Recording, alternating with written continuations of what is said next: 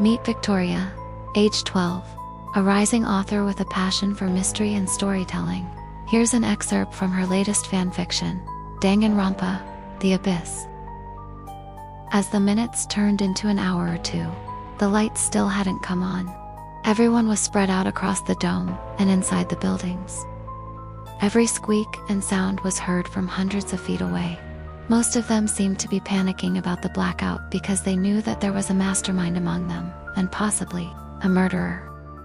It was only a matter of time before somebody ended up missing, or, even worse, dead.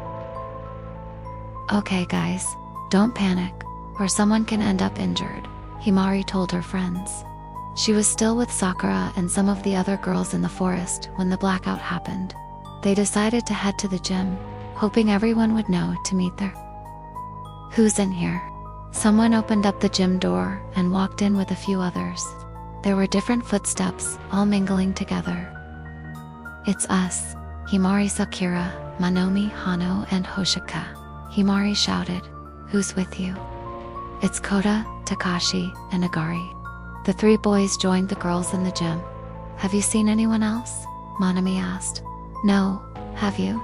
Higari replied. Just as the few were talking and being situated in the dark gym, the lights all came back on abruptly, blinding them all for a brief moment.